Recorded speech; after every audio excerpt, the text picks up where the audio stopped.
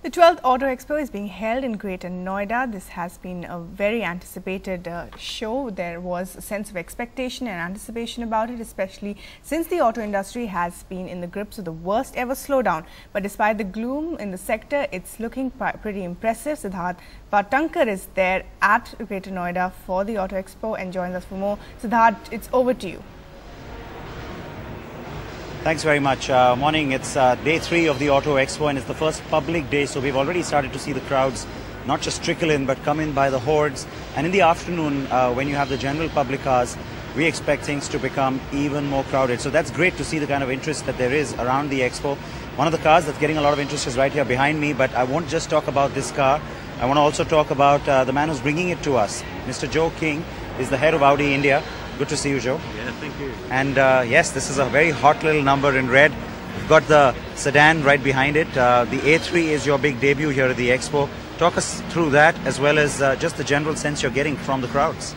Well, it's been really good. The feedback from the crowds already, you see the crowds are teeming in. The A3 sedan was certainly a hit, but I think also the Cabriolet is really an interesting prospect for us. We brought it here especially just to gauge the interest. As always, we only bring cars in when they really make sense for the Indian consumer, but the feedback already has been really, really good. I'll tell you what, you give me the key and I'll drive out of it right now. Yeah, sure. But tell me a little bit more about the sedan. Let's sort of walk up to it and show it to our viewers as well. The whole idea of this car is that it looks at a very different kind of a space, you know, the very hot 20 to 30 lakh segment, which is a very fast growing segment within the luxury car space. How important is it for you to come up with this, considering the success you've had with the Q3? Look, I think for us it's going to be a game changer. It's going to ensure we maintain our market leadership.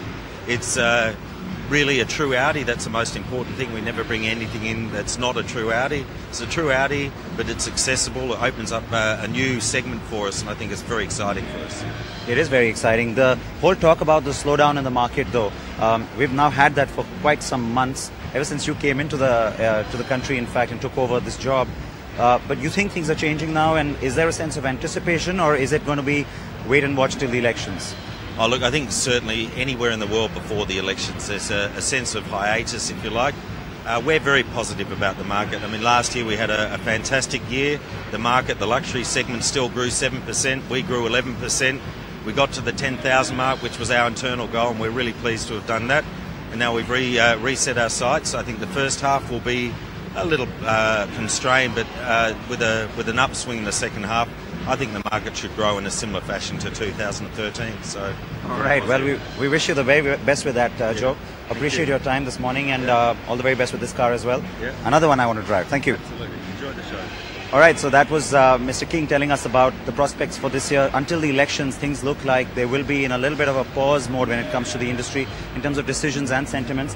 Very hot sports car right there behind me. Another one that a lot of people will come in to see is the R8. That is in fact the cabriolet or the convertible version of our supercar of the year for NDTV this year as well.